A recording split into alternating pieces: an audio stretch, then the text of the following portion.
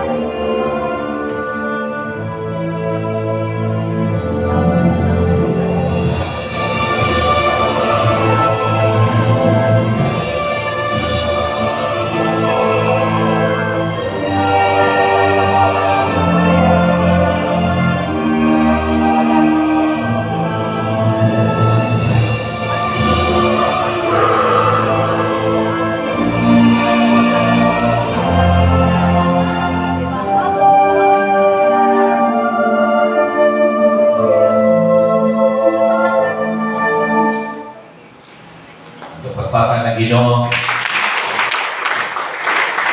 Praise God. Ingalanan ang pagkuhat sa Diyos sa tao.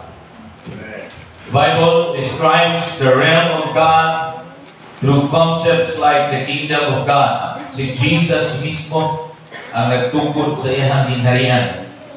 A spiritual domain where He ruled. This rule established Matthew 6:33. Nagingon din ha, seek first the kingdom of God and His righteousness, and all these things shall be added unto you. And God says, let us make man in our own image after our likeness. God created human beings. And God breathes life into Adam. Nakita nato sa dihang kinikitayupan sa Diyos, nahimo siyang tao na may kinabuhi. Now, what we can see is the Lord is uniting a physical body from the dust with His Spirit. So katong pagtayho sa Ginoo sa tao, mao to ang paghatag sa Diyos o authority or place sa tao diha sa realm sa gingharian. Okay?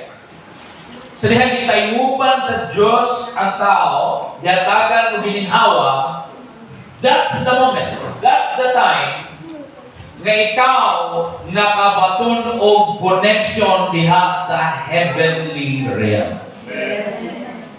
In the spirit realm.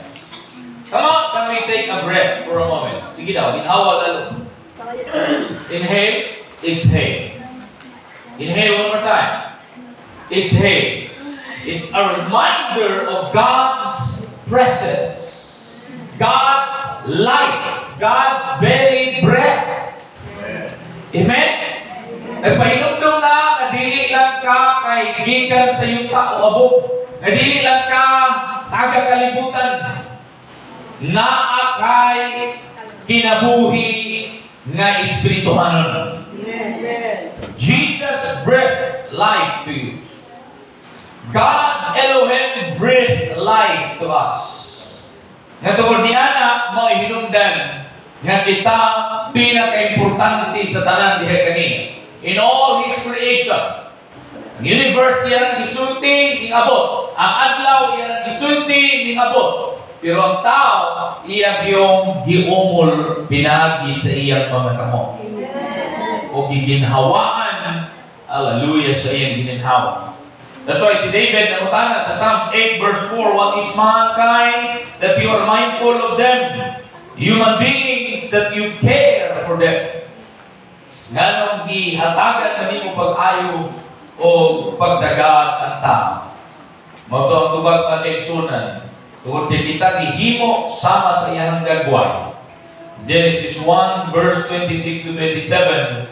For we are created in His own likeness and image, and He breathed life to us. Everybody say Amen. Amen. Hindi mo katapat na hindi mo gilinhawa sa Diyos. So every time mo ginhawa ta, duman ako, gilinhawa gikan sa Ginoo. Di tagabayan sa gilinhawa libre gihatag sa Ginoo kanato. Amen. Hallelujah. So next Domingo, we are talking about the kingdom of God, or the realms, and the matrix of atong naisgutan, nakaigsuon ng kalibutan, doon ay matrix. Pero ang Diyos, diha sa iyang harian, doon ay realms. O kana, mao ang dapit diin, dapat kita magpuyok. Diya sa realms, ang atong trabaho, o pag-ampok, pagdaing, pagsimba sa Ginoo, pagtuon, pagbasa sa pulong. So in the realms, in the kingdom, what ay laing buhaton, kundi tanan atong mga gisulti. Amen? In the realms, we should pray, read our Bible, hallelujah, worship, praise the Lord. Yan labi na pila na ito mga pagpuasa. Nagtuo ko ang Ginoo magapakita o magapadayag kayo na hindi nato. The Lord will, hallelujah, praise God, speak to us and reveal to us sa iyahang mga plano o iyahang kabubuton. So, nining adlaw mga kaigsunan, kung niya na gusto na ko na i-ready ta or mind setting takarong buntag, because we are just starting the year 2026. Kung isugdan nato ni pinaagi sa pataas sa ngalan sa Diyos, Elohim Adonai, o gatuan dihampo ng ining tuiga gayon, mas masuod tas Ginoo. Mas makailatan niya kung kinsa siya sa atong kinabuhi, o mas makailatan nato kung sa iyang plano sa atong kinabuhi. And so, we will going to study today about the mind of God and the human mind. The mind of God and the human mind. Why God created human beings? It started in His thoughts. It started in His mind. Nagsugod di siya muna-huna. Even kita, sa di patabubuhat o mga butang, o sa mga butang, nagsugod ang tanan sa huna-huna. Next Sunday, I will be talking about our battlefield. But today, gusto na ko na i-set na to, ang ato akarong mga huna-huna diha sa Ginoo. So let's go. The mind of God, everybody read, go. The mind of God and the human mind. The mind of God and the human mind. Isaiah 55 verse 8 to 9. Basa na to, basahan na to atong Bible. Isaiah 55 verse 8 to 9. For my thoughts are not your thoughts, neither are your ways my ways, declares the Lord. As the heavens are higher than the earth, so are my ways higher than your ways, and my thoughts higher than your thoughts. Na ay kanta na sikat kaayo sa Pilipinas nga din sa Pilipinas, hindi mo kalimutan, pero sagad nga pagkataho ni kantaha na may mamatay. Kanang kanta nga killer song. Sana nga kanta? My Way. Ang bukyo kung ano mga kinikanta na kantaha na ang kanta pati man. No? Daghang balita na. Di pa siguro tanan, pero daghang balita. You know what? Balo ka, dili lang baya na siyas kanta lang. When you're walking in your own ways, and when you are in your own thoughts, in your own thinking, ikaw ang kinabuhi, sigurado yun ng imong padulungan pamatayan. Kasi mingon mo ano nanunglo magkapastor, dili na tumlo. Ang Roma nagaingon, nga panghuna-hunang kalibutanon musangpot sa kamatayon.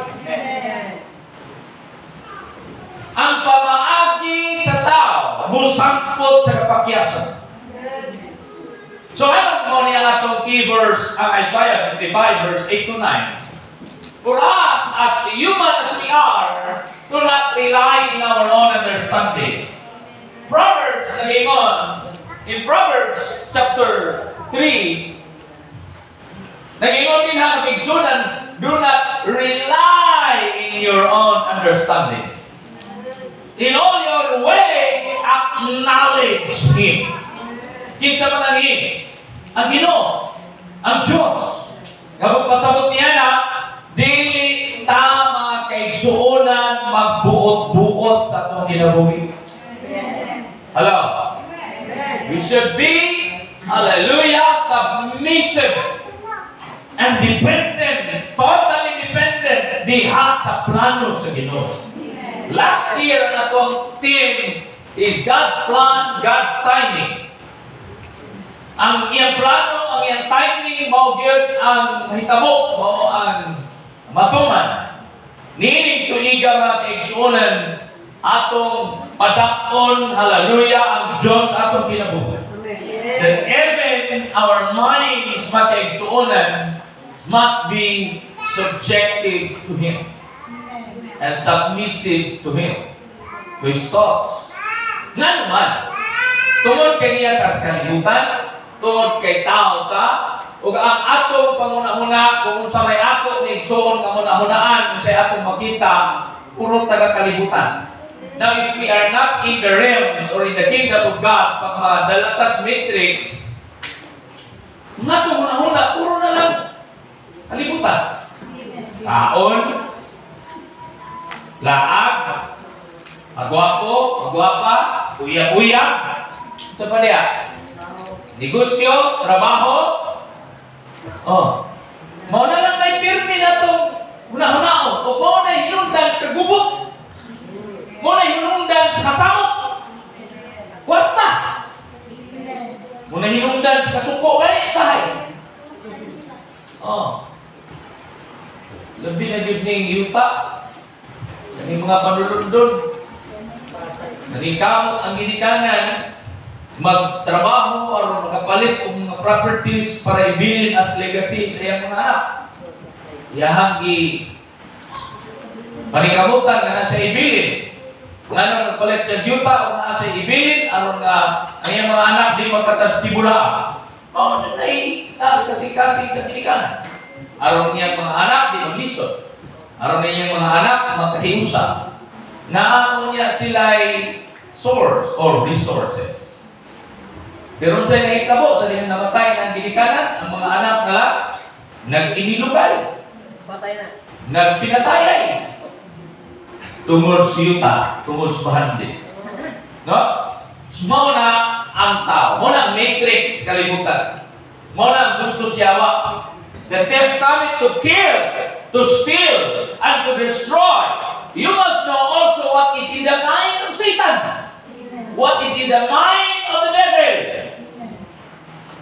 And he created this matrix of the world para na ang tao mag-brainwash sa kalibutan ng mga buta. O kung mag-brainwash na ka sa kalibutan, ang imong igsuon nga sintro sa imuha karon nga pagkinabuhi dili ng Ginoo. Ang sintro sa imong pagkinabuhi kung unsa na ang naa sa imong hunahuna. Because whatever is in your focus or is in your thoughts, mao na ang imong direksyon. Mao na ang imong motivation. Mao na ang imong pagabuhaton. Okay. So this will be our standard. This must be our standard. No? Not to rely on our own ways, in our thoughts, but to rely on the plans and the thoughts of the Lord. In other versions sa Bible, ang thoughts and plans are same. Meaning, thoughts. I know my plans that I have for you, Jeremiah 29:11. But in other version, I know my thoughts that I have for you. So, planning is very important. No? Importante kayo nga naa tay plano. Importante kayo nga naa kay pananawon. And after vision, you plan. Na kay plano. Pero dapat ang atong plano atong isalig sa Ginoo. Lord, kaya ako ang plano, sakto ba ni? Takdo ba ni sa imong plano? Sa imong kabubuton? Dili pwede ang imong utok stagnan, dormant.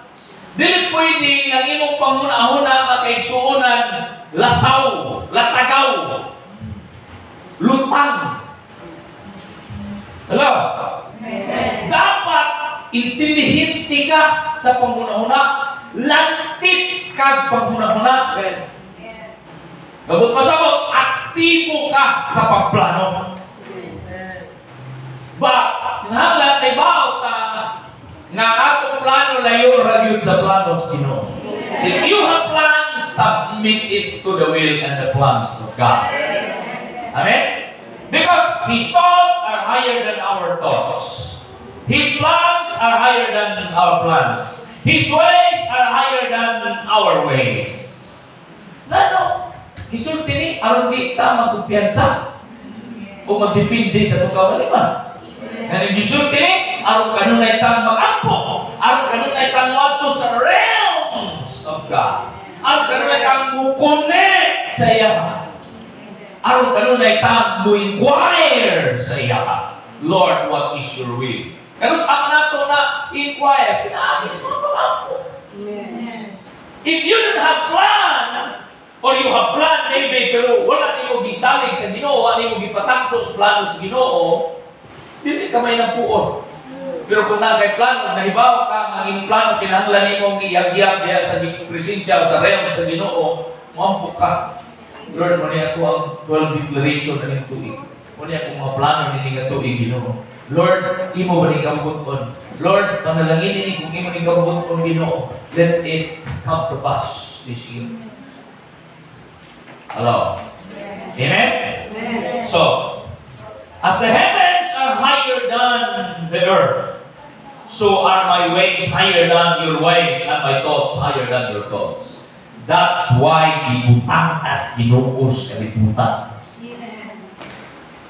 Wa ta gibutang sa langit. Naa siya sa langit, na atas kalibutan. Naas pinakataas na dapit ang Diyos, kita naas pinakaubos. Nga naman, aron kita mutawag kaniya o mudipindi. Pero doon na po saan ang Ginoo, that the heavens is His throne and the earth is His footstool. Ang langit yan trono, ang yuta yan tumbanan. Sa ato pa ang atong Diyos, magkaigsuunan dako nga Diyos. Nga nagpuyo sa langit, pero nakikubad ka na. Can you imagine? Ha? Ug kinsa, ug unsa ang atong Ginoo? Dapat lang yun nga makasabot ani. Dapat lang yun nga mahibaluta ani. Kung dili ta mahimong ignorante ani. Kaya kung ignorante ta ani magkaigsuunan, mabulito juga. Labi na sa kadaghang problema na moabot. Pero kung ikaw dili ignorante sa Ginoo, pagka na yung problema, kasamok ang moabot, kagugot ang moabot, dili na makasamok sa imong unahuna. In your mind is not a garbage bin. Dili na basurahan. Muhag. You should not listen to the deception of the devil. You should not listen to the lies of the devil. You should not listen to the negative words, mga istorya nilimayo, mga discouragement, mga marites na nagsi-doubt nimo. You should not listen. Dili gani dapat katulugan matulog ka na naghuna-huna ka na. Ang talingon, my mind is not basurahan. Muna to, ina ko huna-huna,